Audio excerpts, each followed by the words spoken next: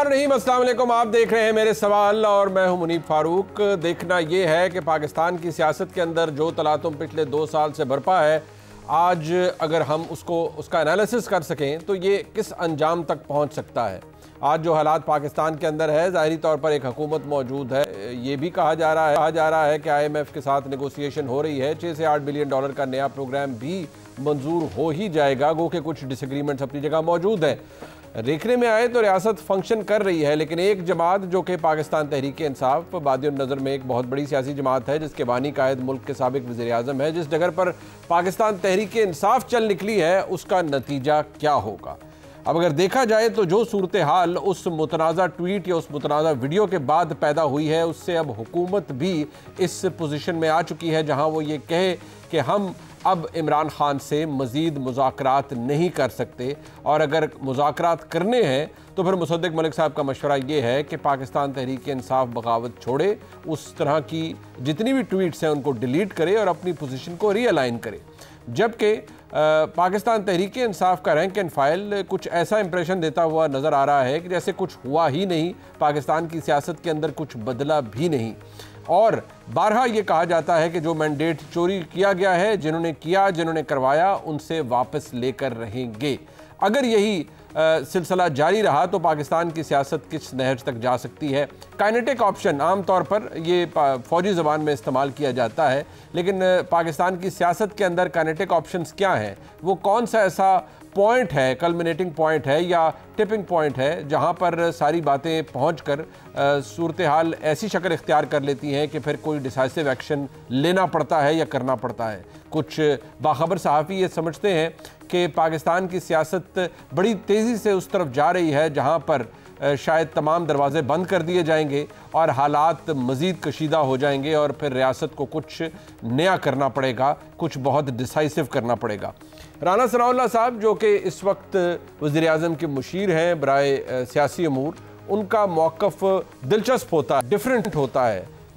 माजी करीब में वो पाकिस्तान तहरीक इंसाफ से तमाम तर नेगोशिएशन, बातचीत, पॉलिटिकल डायलॉग के हामी रहे हैं। इमरान खान की सियासी हैसियत को भी तस्लीम करते नजर आए हैं, लेकिन अब उनका क्या कहना है आप खुद ही सुन लीजिए। मेरा ख्याल है कि अब गुंजाइश नहीं है, और ये बात जितनी बार हो चुकी है और उसके बाद उनका जिस किस्म का रवैया सामने आया है, तो उसके बाद तो फिर अब उनके साथ उसी लहजे में, उसी पैराए में बात होनी चाहिए जहां पे वो खड़े हैं। उन्होंने बिल्कुल जो ट्वीट किया है ये उन्हीं की मर्जी से हुआ है, वो यही ज़हन रखते हैं। उनके बारे में अब ये कहना या ये उम्मीद करना कि वो डायलॉग करेंगे या डायलॉग से कोई रास्ता निकल सकता है, मेरा ख्याल है कि रास्ता जो है वो अब इसी तरह से निकल सकता है कि उनको उनकी फितरत और उनकी सोच के मुताबिक जो है, जो बनता है कानून और आइन में, उसके मुताबिक उनको हैंडल किया जाए। जो कानून और आइन में बनता है उस तरीके से हैंडल किया जाए। एक सवाल ये भी है कि क्या पाकिस्तान तहरीक इंसाफ खुद को उस नहज पर ले जा रही है जहां पार्टी पर पाबंदी लग सकती है। गो के राना सनाउल्लाह साहब ने इस बात की तरदीद की कि अभी तक ऐसा कोई प्लान नहीं है, लेकिन एक मैकेनिज्म कानूनी तौर पर ज़रूर मौजूद है। वजारत दाखिला ये मामला शुरू करती है बाकायदा तौर पर, कैबिनेट वजारत दाखिला, और उसके बाद ये मामला सुप्रीम कोर्ट में जाता है। वहाँ अगर वो रेफरेंस मंजूर होता है तो फिर कोई पार्टी, कोई भी सियासी जमात डिसॉल्व हो सकती है। पाकिस्तान की सियासी तारीख के अंदर ऐसा हुआ भी, लेकिन उस पार्टी का जन्म फिर नए नाम से हो गया। लेकिन जो ट्वीट मुराद सईद साहब का आया है, जो कि इस वक्त मफरूर हैं, मुतअद्दिद मुकदमात में एक एब्सकॉन्डर का दर्जा रखते हैं, उनकी ट्वीट कुछ ऐसी है जिसका अगर ऑपरेटिव पार्ट पढ़ा जाए तो वो ये है कि तैयारी पकड़ लें, सिर्फ इन काली स्याह सलाहों के पीछे पाबंद उस रोशन बख्त की नज़रों में सुरखरुई का सवाल नहीं है। लीडर का इशारा है, सफ़े सीधी कर लें, अब वक्त आज़ा हुआ चाहता है, जल्द मैदान में उतरना है, तनदही से लड़ना है, अपने लिए, अपने मुस्तकबिल के लिए, अपने खान के लिए। तो क्या पाकिस्तान के अंदर 9 मई 2.0 की तैयारी हो रही है? और अगर ऐसा हो रहा है तो रियासत इस सिलसिले में क्या कर रही है और क्या कर सकती है? याद रहे कि इमरान खान के अपने वो साथी जो उनके साथ एक ज़माने में यकजबान होते थे, गुफ्तगू करते थे, अपने सियासी मुखालिफिन को लताड़ते थे और इमरान खान को हर जगह पर, हर प्लेटफॉर्म पर डिफेंड करते थे, यानी जनाब असद उमर साहब, उन्होंने भी अपनी बातों में इन सो मेनी वर्ड्स ये इंप्रेशन तो दे ही दिया है कि ना इस्टेब्लिशमेंट कोई बात करना चाहती है इस वक्त इमरान खान से, और अगर इमरान खान सियासी जमातों से बात नहीं करना चाहते, जमहूरी रवैया तो हो नहीं सकता। ये रवैया तो फिर आमिराना है। बात दिलचस्प है कि जब जनाब असद उमर साहब इमरान खान साहब के साथ भी थे, उस वक्त इमरान खान साहब यही कहते थे कि मैं चोरों डकैतों डाकुओं से हाथ नहीं मिलाऊंगा।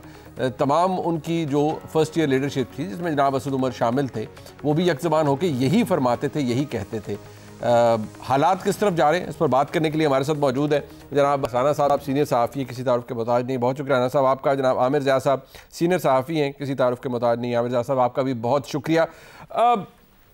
आमिर इलियास राना साहब, जिस जगह पर हम इस वक्त खड़े हैं, देखिए ये सिलसिला बहस लोगों को शायद अंदाज़ा नहीं है या हो भी जाता है। अब बाकायदा तौर पर जो एक्सर्प्ट्स थे, जो छोटे छोटे अगर देखा जाए जो चीज़ें निकाली जा सकती हैं महमूद रहमान कमीशन रिपोर्ट में, वो बाकायदा तौर पर निकाल कर अब ट्विटर के ऊपर डालना शुरू कर दी गई है। इंप्रेशन ये दिया जा रहा है कि आज के हालात भी वो हैं जो 1971 के थे। पाकिस्तान तहरीक इंसाफ, इमरान खान पीछे नहीं हटे या उस चीज़ से खुद को डिस्टेंस नहीं किया, बातों में करने की कोशिश की लेकिन नहीं किया। क्या आपको लगता है कि हम किसी बहुत बड़े धमाके की तरफ बढ़ रहे हैं जो कि हो सकता है पाकिस्तान की सियासत के अंदर, क्योंकि फरीकैन पीछे नहीं हट रहे और इसमें एक मैं बहुत एहतराम से कहूँगा एक पोजीशन पाकिस्तान की अदलिया वर्सेस एस्टैब्लिशमेंट भी मौजूद है? जी बिल्कुल, वो पहले मौजूद है। आप अदलिया वर्सेस एस्टैब्लिशमेंट कहें, और उसमें पहले पीटीआई साथ होती थी और बाकी जमातों को इन्होंने आगे लगाया हुआ होता था। अब पीटीआई ये समझ रही है कि अदलिया उनके साथ चल रही है, यानी पीटीआई की वो आदत है कि इंसाफ भी उन्हें मिले और मुनसिफ भी उनका हो। उनका ये तरीका वारदात कह लें, पहले ये उनके पास बिल्कुल मौजूद था और दूसरों के लिए कोई रास्ता और गुंजाइश नहीं थी। जिस तरह काजी फायज ईसा साहब को बाकायदा गुलजार साहब ने, जिन्हें कराची वो गुलजार चाहिए था जिसमें वो बचपन में भागा दौड़ा करते थे जी। और उनकी ख्वाहिशों पे उन मामूली गरीब लोगों की पूरी जमा पूंजी नेस्ले टावर की गिरा दी गई जी। और इन्हीं के साथियों ने, जिनके जो इन केसेस में खुद वकला थे, जनाब जस्टिस एजाजुल एहसन साहब, वो बड़े धड़ल्ले से सुप्रीम कोर्ट में उस बेंच में बैठे कॉन्स्टिट्यूशन 1 वाले में, और वो उसकी अप्रूवल भी दी और उन्होंने पैसे भी वहीं से कमाए, जो एक बड़े कारोबारी की वारदात होती है कि लोगों से पैसे लिए, उससे काम लगाया और सीडीए वाहिद केस था जिसमें खड़ी हो गई और बहुत डट के, लेकिन जब सुप्रीम कोर्ट ने फैसला कर दिया तो फिर आप क्या कर सकते हैं। तो ऐसी सिचुएशन में जब पीटीआई पहली दफ़ा पड़ी है तो अब उनको समझ नहीं आ रही। उनका ख्याल ये है कि जिस तरीके से 2-2 दर्जन जमानतें हमें मिलती रहीं, वो जजेस हमारा इंतज़ार करते रहे, तो अब फैसले सारे उसी तरह आने चाहिए। तो उसमें अब इस्टेब्लिशमेंट तो उनके साथ नहीं है। इस्टेब्लिशमेंट इस बात पे है कि आप ने जो 9 मई किया और एक आप 26 से अब तक दूसरा 9 मई कर चुके हैं, और जो मुराद सईद साहब की आपने ट्वीट पढ़ के सुनाई, मैं तो बड़े मज़े से पढ़ता हूँ कि उनके उर्दू के बयानात, कोई बहुत ही अच्छा बंदा लिखता है उनके ट्वीट कि किस रवानी से उर्दू की जो है ना दूध शहद की नहर बह जाती है और उनका ट्वीट पढ़ने का मज़ा आता है। यानी वो जो उनका फिक्रा था ना कि खान आएगी तो 2 करोड़ अरब डॉलर लाएगी या किसके मुंह पे मारेगी, वो खान वाला जो फिक्रा है ना, जो पठान की अपनी चाशनी होती है उर्दू के अंदर गागे की के फ़र्क से, वो भी नहीं नज़र आती। खालिस्तान उर्दू की धमकी मौजूद है, वही जो अडयाला जेल से आई थी। आपको याद होगा कि हम बजट पास नहीं होने देंगे, तो बस फिर हम देखते हैं कि ये बजट अगर नहीं पास होने देते तो इनकलाब कामयाब हो गया, और अगर बजट पास हो जाता है तो फिर ये कौन से नए इनकलाब के लिए कब, इनका ख्याल यही होगा कि महंगाई बहुत ज्यादा होगी, लोग राना साहब ये तैयारी पकड़ लें, लोग तो नहीं निकाल रहे। मसला नहीं है कि तैयारी पकड़ लें, बिल्कुल नए मैदान में उतरेंगे, ये करेंगे वो करेंगे, तो इम्प्रेशन तो ये मिलता है कि पिछली दफ़ा जब वो मैदान में उतरे थे तो 9 मई हो गया था और उसने चूल्हे हिला दी हमारे मुल्क की सियासत की, रियासत की, बेड़ा गर्क हो गया। खुद तहरीक इंसाफ का भी मैं अगर कहूँ कि बेड़ा गर्क हो गया, तो क्या ऐसा कुछ हो सकता है? क्योंकि शायद बहुत से लोग ये भी कहते हैं कि जितनी सुस्ती कन्विक्शंस होने में लगी है या सबूत ना होने की वजह से कन्विक्शन नहीं हो सकी, तो फिर तो स्पेस मौजूद है कि खुदा ना खास्ता ऐसा सानेहा दोबारा भी हो सकता है। देखिए, हमारे इदारों पे ये क्वेश्चन ज़रूर उठ रहा है कि क्या आप लोगों को क्यों नहीं पता चला कि पीटीआई ने इस कदर तैयारी की हुई है कि आपकी हर इंस्टॉलेशन पे इनके लोग पहुंच जाएंगे। जवाब तो यही है ना कि अगर फौजी को तो ऑर्डर एक ही मिलता है कि रोको फिर, और उसको गोली मारनी आती है। अगर वो मिल जाता तो यहाँ लाशें मिल जाती तो फिर 9 मई करने का मकसद पूरा हो जाता। लेकिन इस दफ़ा तो ये क्लियर मैसेज दिया जा रहा है ना कि अब होने नहीं दिया जाएगा। तो अगर होने नहीं दिया जाएगा तो उसकी तैयारी नज़र भी आ जाएगी जब पीटीआई लोगों को निकालने का कहेगी, क्योंकि क्या तो वो कई दफ़ा चुके हैं, एक दफ़ा तो नहीं कहा, दर्जनों दफ़ा कह चुके हैं। जेल भरो तारीख से शुरू कर लें अगर आप लेटेस्ट भी, तो कितने लोग आए थे उसके अंदर आपको पता ही है। और वो शाह महमूद जो आज बड़े अरसे से लंबे अरसे से पाबंद सलासल हैं, वो कह रहे थे हमें तो फलां जगह कहा गया था, ये पता नहीं कहाँ लेके जा रहे हैं। उनके लिए वो हैरानगी की बात थी। इशू ये है कि खान साहब और उनके जो चंद रुफका मुशावरत में शामिल हैं वो क्यों नहीं समझ रहे कि बातचीत ही सियासत में होती है। ये काम तो मौलाना फजलुर रहमान, नवाज शरीफ, आसिफ अली जरदारी सारे कर सकते थे जो पीटीआई कर रही है, लेकिन कई दफ़ा हुकूमतों से निकाले जाने के बावजूद मोहतरमा बेनज़ीर भुट्टो से लेने और नवाज शरीफ तक आ जाएं, वो अपने मुल्क पे हमलावर नहीं हुए, अपने मुल्क के असासों पे, एसेट्स पे हमलावर नहीं हुए, जो पीटीआई ने किया और मुसलसल कर रही है। और अब जो आप महमूद रहमान कमीशन की बात कर रहे हैं वो भी वही है कि मुमासलत आगा याया से मौजूदा आर्मी चीफ को दिलाई जा रही है कि जी वही काम हो रहा है जो बड़ा अफसोसनाक है। ये बातचीत के रास्ते मौजूद हैं ना, वो बांग्लादेश है, ये सब अपनी अपनी जगह पे इमरान खान के भी ट्वीट मौजूद हैं। बट सवाल ये पैदा होता है राणा साहब, बात ये है, बड़ा वाइटल पॉइंट है आपका, बट सवाल ये पैदा होता है ना कि ये हम इस जगह क्यों आ गए। आमिर ज़िया साहब, जाहिर बात है बहसियत सहाफ़ी आपने बड़ा कुछ देखा है और ये जो पिछले 3-4 साल में हुआ है और पर्टिकुलरली पिछले 2 सालों के अंदर ये तो बड़ा क्लोजली हम सब ने देखा, मुतअद्दिद दफ़ा हमने आपकी राय ली। ये मेरे लिए ये भी थोड़ा हैरान कुन है, ये राइटली पॉइंटेड आउट, ये भी राना साहब ने जो कहा है कि जिस तरह मुराद सईद साहब की ट्वीट है इसमें बड़ी बेहतरीन उर्दू भी लिखी जाती है। मुझे नहीं पता कि हाइडिंग में है वो और उनके पास ये फैसिलिटी है, उनका ट्विटर हैंडल या वो खुद इस्तेमाल कर रहे हैं या वो इस्तेमाल होने दे रहे हैं, जो भी है वो बड़े डेडली किस्म की बातें सामने आती हैं। ट्विटर स्पेसेस के अंदर बात होती है जिसका एविडेंस मौजूद है, जिसमें कहा जाता है कि जी पार्टी के ऊपर सख्त वाक़ है, वो फ़ौज के ख़िलाफ़ लड़ रहे हैं, तो नया लाहे अमल दिया जाए। ये हमें नज़र तो आ रहा है कि लड़ाई का रास्ता है, कोलिजन कोर्स है, बट क्या ये समझा जाए कि इमरान खान साहब और पीटीआई का सोशल मीडिया विंग वो एक तरफ है और बाकी फर्स्ट ईयर सेकंड ईयर जो इधर बाहर फिलहाल फिर रहा है, जो टॉक शोज़ में जाता है, जो असेंबली में जाता है, उनकी सोच मुख्तलिफ है? देखिए, किसी भी बड़ी पार्टी में कई ख्यालात होते हैं और उसका इजहार के मुख्तलिफ तरीक़े होते हैं। बाज़ लोग जो हैं बहुत मतलब है सख्ती से बात करते हैं, बाज़ लोग जो हैं कुछ सिफारती लबो लहजा, डिप्लोमेटिक लबो लहजा इख्तियार करते हैं। तो ये चीज़ कोई इतनी वो वाली बात है, अचंभे की बात नहीं कि ऐसा हो रहा है। मैं सबसे पहले जो आपने कहा ना कि हमने बहुत कुछ देखा, लेकिन मैंने जो चीज़ पहली मरतबा देखी है वो ये है कि इतना तवील मुद्दती कहते हैं ना कि आप इस मुल्क में जो गैर यकीनी सूरत हाल है, अगर आप शुरू करें कि जब से इमरान खान की हुकूमत गई या बल्कि उससे पहले से शुरू हो गया था, उस वक्त से जो गैर यकीनी की सूरत हाल है वो आज तक चली आ रही है। तो इतना लंबा पीरियड हमने कभी नहीं देखा कि जिसमें हम सब जो हैं बिल्कुल मतलब उसमें हो कि जी अब क्या होगा, अब क्या होगा। आपने बिल्कुल सही लफ्ज़ इस्तेमाल किया कि बड़ी धमाका खेज सूरत हाल है और यहाँ से खुदा न खास्ता किसी भी तरफ चीज़ें जा सकती हैं, जिससे बचने की हर मुमकिन कोशिश करनी चाहिए। जो भी हमारे बड़े पॉलिटिकल प्लेयर्स हैं, इदारे हैं, इस्टेब्लिशमेंट हैं, सबको सोचना चाहिए कि इस सूरत हाल को हम डिफ्यूज़ कैसे करेंगे, जिसका मुझे अभी तक कोई कहते ना इशारा नज़र नहीं आ रहा। क्योंकि हर तरफ से जो है वो लबो लहजे में सख्ती है, और चाहे वो पीटीआई हो और चाहे मतलब है वो कोर कमांडर की कॉन्फ्रेंस की जो हमें पैगाम मिलता है, हुकूमत का पैगाम मिलता है, तो सब लोगों ने अपनी पोजीशन पे इस्तकामत से खड़े हैं। और ज़ाहिर है कि अगर इस्तकामत से खड़े हैं तो मतलब फिर क्या होगा, महाजराई में मज़ीद इजाफा होगा। क्या वो पाकिस्तान को सूट करता है? मेरे ख्याल में तो नहीं करता। तो अभी तो कोशिश होनी चाहिए डिफ्यूज़ करने की। अब बात ये कि यहाँ पे कहा जाता है ना कि पीटीआई जो है बिल्कुल उसको बातचीत करनी चाहिए, वो चाहती है कि इदारों से बात करे, इदारे तैयार नहीं हो रहे। लेकिन एक और आप ज़ाविया देखें कि इस वक्त पीटीआई को ये मतलब है जो कह रहे हैं कि जी हमारे ऊपर बड़ा जुल्म हो रहा है, हमें काम करने की इजाज़त नहीं दी जा रही। हमें ये सोचना चाहिए कि रियासत पाकिस्तान और क्या कर सकती है। वो क्या कर सकती है? पाबंदी लगा सकती है, मजीद पकड़ धकड़ कर सकती है। मैं उन्हीं काइनेटिक ऑप्शंस की बात कर रहा हूँ ना आमिर भाई, मैं वही उन्हीं काइनेटिक ऑप्शंस की बात कर रहा हूँ कि एक पार्टी के ऊपर पाबंदी है, बसद एहतराम अगर मैं अर्ज कर सकूँ, या खुदा न खास्ता एक ऐसी सूरत हाल जहाँ रियासत को भी इमरजेंसी लगानी पड़ जाए, या खुदा न खास्ता को और एक उसका पहलू मैं चाहूँगा ज़रा इसके ऊपर आप रिफ्लेक्ट करें। ये सवाल आपके लिए मैं छोड़े जा रहा हूँ कि क्या हम से उस तरफ बढ़ रहे हैं, क्या तहरीक इंसाफ तेजी से उस तरफ बढ़ रही है? एक ब्रेक के बाद वापस आते हैं, नहीं हमारे साथ रहिएगा। आमिर ज़िया साहब, क्या हम तेजी से उस तरफ बढ़ रहे हैं या तहरीक इंसाफ अपने लिए मवाद खुद सामने रख रही है कि ठीक है जी ये इतना मवाद है हमारे खिलाफ के पाबंदी के सिलसिला भी शुरू किया जाए, या खुदा न खास्ता रियासत के पास भी ऑप्शंस कम होते जा रहे हैं कि ठीक है अगर कोई फरीक पीछे नहीं हट रहा या मामला दुरुस्त नहीं हो रहे तो फिर ठीक है एक कदम आगे बढ़ा जाए ताकि मामला को कंट्रोल में लिया जाए। आपको पता है what exactly I am referring to? जी देखिए, एक बात समझने की है कि सिर्फ पीटीआई मुश्किल में नहीं और सिर्फ इस्टेब्लिशमेंट मुश्किल में नहीं है, मुश्किल में हमारा पूरा मुल्क है जी। क्योंकि जो भी इनके नतीजे में, जो भी इनकी सियासत के नतीजे में हो रहा है वो अच्छा नहीं हो रहा।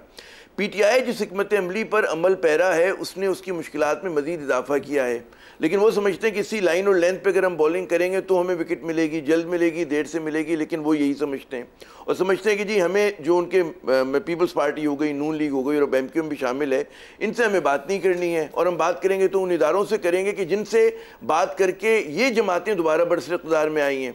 तो ये उनका एक फ्रेम ऑफ माइंड जो मैं समझा हूँ। अच्छा, उसमें हमें अगर मतलब ये चीज़ें रिजॉल्व नहीं होती, देखिए ना, या तो मैं जो सवाल कर रहा हूँ कि अगर ऑपरेशन में सख्ती आती है, मजीद पकड़ धकड़ होती, क्या उससे चीज़ें में ठहराव आ जाएगा, इस्तेकाम आ जाएगा? मुझे शुबा है इस चीज़ में। और ये कोई मतलब इससे मजीद तलखियाँ बढ़ेंगी और महाजाराई बढ़ेगी। अच्छा, इमरजेंसी लगा देना या कोई और कार्रवाई करना, उससे भी जो पाकिस्तान की सुख माशी हालात हैं और जितना हम लोग फ्रैक्चर्ड हमारी सोसाइटी है, उससे भी मामला हल नहीं होगा। मामला हल होगा किसी न किसी सतह के ऊपर। मेरे ख्याल में जितने भी मेन प्लेयर्स हैं उन्हें थोड़ा थोड़ा गिव इन करना पड़ेगा। हो सकता है किसी को ज्यादा करना पड़े, लेकिन यही एक आगे बढ़ने का रास्ता होगा। ये बात बड़ी सेम है जो आप कह रहे हैं आमिर जाज़ साहब, जो आप फरमा रहे हैं, कथा कलामी होगी, जो आप फरमा रहे हैं बड़ा सेम व्यू है कि हर किसी को शायद एक एक कदम पीछे हटना पड़ेगा, नहीं तो प्रॉब्लम हो जाएगा। ये एक बड़ी सेम बात है और शायद लॉजिकल एक्सप्लेनेशन भी है कि इस हालात में पीछे हटना पड़ेगा। पर राना साहब, गुजारिश ये है कि ये तो हमने को आप आज तो नहीं देख रहे ना, ये तो पिछले कई महीनों से ये सिलसिला और इतनी तलखी, और उसमें तो एक नई चीज़ ऐड हुई है ना कि इमरान खान साहब को सहाफ़ी दावा कर रहे हैं, वसीम अब्बासी साहब के जी, इसकी ऑडियो रिकॉर्डिंग मौजूद है कि इमरान खान साहब खुद कह रहे हैं कि जी ये वीडियो बनाएं 1971 वाली और मौजूदा आर्मी चीफ की उस पर तस्वीर लगाएं। अगर ये एविडेंस है, इसका मतलब है कि इमरान खान साहब बहसीयत अपनी पार्टी के बानी कायद ये समझते हैं और वो ओन कर रहे हैं कि यही मेरा डिस्कोर्स है, मैंने ऐसे ही मामलात चलाने हैं। तो ऐसी सूरत हाल में रियासत तो पीछे नहीं हटेगी। जितना आप जानते हैं, जितना इस वक्त हम जानते हैं कि ना ही किसी का बात करने का दिल है, मूड है इस इमरान खान साहब से, ना ही पीछे कोई हटना चाहता है। पहली बात यह है कि इमरान खान साहब किससे बात करना चाहते हैं, वो किस जमहूरियत की तलाश में हैं।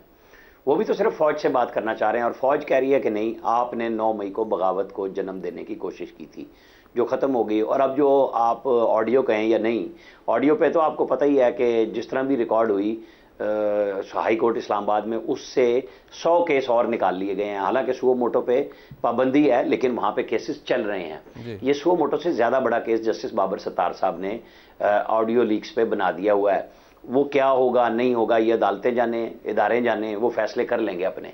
लेकिन हम तो ये कह रहे हैं कि इस तरह के एविडेंस की कहानी अब किसी ने माननी नहीं है। हाँ, एविडेंस ये है कि वो पार्टी खड़ी है, जिन लोगों ने तरदीदें की उनके ऊपर उनके अपने लोगों की, करीबियों की ट्वीट्स आ गई कि खान साहब ने उन्हें झाड़ा है कि आपने ऐसा क्यों किया है। आप देखें कि एक दिन बैरिस्टर गौहर वीडियो करते हैं कि नहीं, वो हम सिर्फ सियासी बयानियाँ बना रहे हैं। अगले दिन रऊफ हसन साहब क्या कहते हैं, वो कहते हैं कि आप 71 की मुजरिमान कमीशन की रिपोर्ट पढ़ लें, उसमें एक शख्स आगा मोहम्मद याया का जिक्र है और आज भी एक ही शख्स के पास है, तो वो एक शख्स आज का आर्मी चीफ है। ये एविडेंस है जो प्रेस कॉन्फ्रेंस में आया है और मोहतरम मिल के आते हैं खान साहब से, आप बाकी सब छोड़ दें। उनका निशाना चीफ ऑफ आर्मी स्टाफ हैं। वो कहते हैं मेरी फैमिली को नुकसान होगा तब भी मेरा नुकसान के जिम्मेदार आर्मी चीफ होंगे। अब आप देखें ना कि वो जब नवाज शरीफ ने बात की थी जनरल बाजवा और जनरल फैज हमीद साहब के नाम लिए थे गुजरांवाला में, तो बतौर वजीर आज़म उन्होंने क्या बयान दिए थे, सिर्फ उनको सामने रख लें और आज के उनके बयान रख लें कि मैं तो एक शख्स की बात कर रहा हूं, मैं तो एक DGI की बात कर रहा हूं। तो ऐसी बात जब बतौर वजीर आज़म आप नहीं मानते थे, तो आज आपकी बात कोई क्यों मानेगा। आपके दोनों बयान ही सामने रख दिए जाएंगे कि आप कहना क्या चाह रहे हैं। आपकी पार्टी के जो लोग मुज़ाकरात की बात करते हैं, आप उनको साइड पे कर देते हैं, वो शक के दायरे में ले आते हैं। यानी ये चाहते हैं घुटनों के बल इस्टेब्लिशमेंट अडयाला जेल में दो जानू होके उनके सामने पेश हो जाए, जो कि वो पेश नहीं हो रही। राना साहब सवाल ले लीजिए। सवाल ये है कि जिस तरीके से अब पूरी पाकिस्तान तहरीक, ये देखिए कुछ इस तरह से मिलते जुलते आर्गूमेंट हमें पीडीएम के दौर में मिलते थे पहले, जब भी हुकूमत में नहीं आई थी पीडीएम, कि देखिए जी हम फौज के साथ हैं, लेकिन जी कुछ लोग होते हैं जो जिनके ऊपर जिनसे एतराज़ है या जिनकी तरफ से हमें तहफ़्फ़ुज़ात हैं। आज भी वो जब कहते हैं नहीं फ़र्द वाहिद, तो वो साथ ही कहते हैं नहीं जी फ़ौज से हमें बड़ा प्यार है, हमें वो मसला फ़र्द वाहिद से है। ये जो पूरी कैंपेन है अगेंस्ट, और ये जो सारा कुछ है कि जी चीफ़ के ऊपर प्रेशर डाला जाए या आर्मी चीफ़ को कॉर्नर करने की कोशिश की जाए, आपको लगता है कि in this day and age जो कुछ हम देख चुके हैं ये किसी तरीके से कोई सियासी फैसला या सियासी चीज़ तहरीक इंसाफ को दिलवा सकती है, कोई जीत इस किस्म की? देखें, जो बात आपने कही वो मैं पहले कह चुका ना, मैंने कहा नवाज शरीफ ने जब गुजरांवाला में कही तो उसका जवाब इमरान खान ने बतौर वजीर आजम क्या दिया। लेकिन क्या नवाज शरीफ ने कभी स्टेट पे हमला किया, अपने लोगों को उकसाया? यहां पे न सिर्फ हमला कराया, एक सांस में कहते हैं ये हमारे खिलाफ फॉल्स फ्लैग ऑपरेशन है, दूसरे सांस में कहते हैं मुझे पकड़ोगे तो कंटोनमेंट में नहीं जाएंगे तो हम कहां जाएंगे। तीसरे, इनकी तमाम लीडरशिप के बयानात हैं, जीएचक्यू चलो, कोर कमांडर हाउस चलो, ये मेरे और आपके बयान बिल्कुल नहीं है, ये ज़राए से आई हुई खबरें नहीं है कि जिसको कह दें कि जी ये तो पता नहीं फलाने ने कह दिया था, ये बराए रास्त हमले किए गए।